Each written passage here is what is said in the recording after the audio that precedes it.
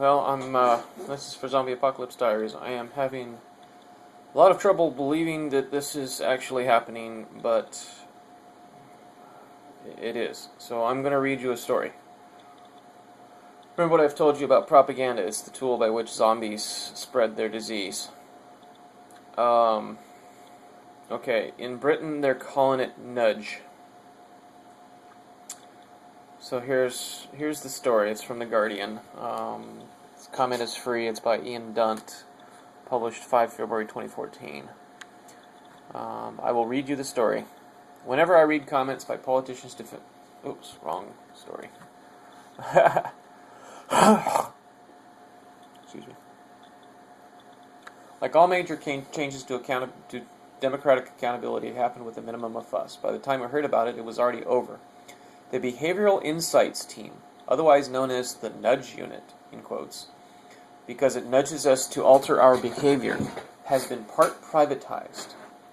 David Cameron's pet group of 16 behavioral psychologists and economists are being moved from Whitehall to the London headquarters of NESTA, National Endowments for Science, Technology and the Arts, a charity that will co-own it alongside staff and government. NESTA is providing $1.9 million in financing and services to Nudge. You do understand that Nudge is just propaganda, and propaganda is speech that propagates messages in a way that affects human behavior. It's mind control, people. Hello? What do you think mind control is? What is mind control? Mind control is controlling someone's behavior without their knowledge. Listen, the behavioral team when other government departments could previously make free use of the unit's expertise, or where other government departments could previously make free use of the unit's expertise, they will now have to pay for the privilege. But ministers are hoping the big money lies in providing nudge services to foreign governments, local authorities, and private sector clients. It is the first time privatization has reached beyond its usual...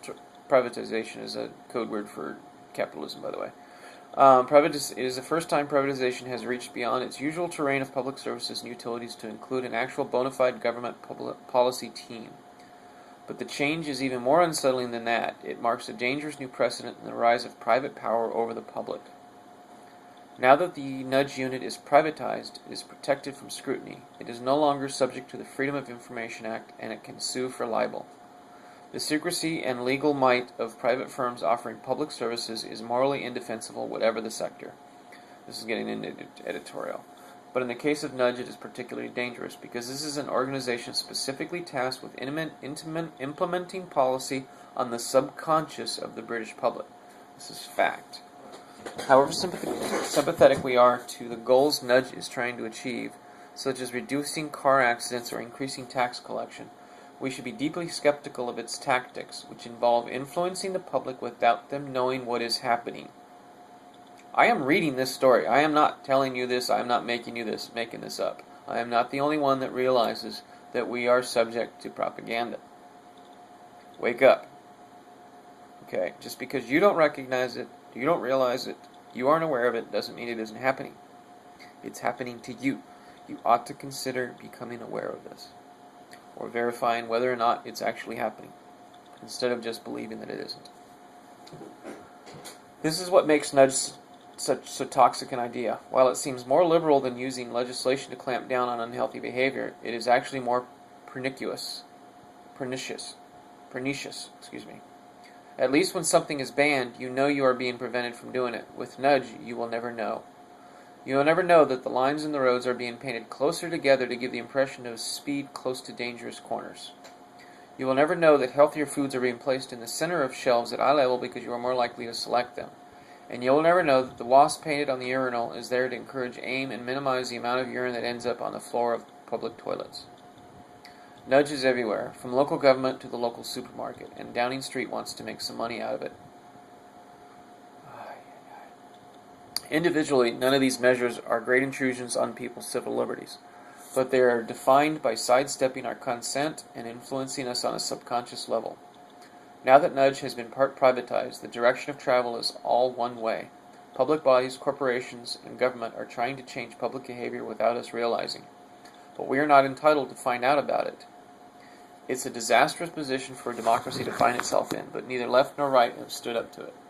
The left has accepted public health hysteria wholesale. It is almost completely uncritical of authoritarian state measures in this area, and it consequently had very little to say about the creation of the nudge unit. The right has failed to show any critical thinking over private power and the way it prohibits democratic accountability. The right always fails to show any critical thinking. That is why they are the right. After all, it was the Tory ministers who swept in to protect private providers of public services from libel restrictions last year. The left pushes the state to amass more power, and the right is silent when that power is siphoned off to the private sector. This isn't just a failure of scrutiny, it's a failure of the terms of political debate. This is where it has got us, a private entity dedicated to changing our behavior without our consent and totally exempt from scrutiny. I seriously cannot believe that I've read this. I cannot believe that it has been acknowledged that the governments of our nations are controlling our minds without our consent. That it's public knowledge and you don't understand this information. You don't understand the importance of this. You don't even believe that it's happening. You are not an individual. You are not your own person. You are a slave. You are livestock raised for your labor, and your behavior is dictated to you. Period. If you don't believe me, stop watching television. That's it.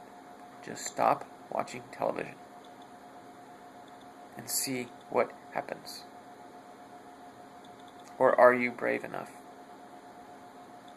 I don't think you are.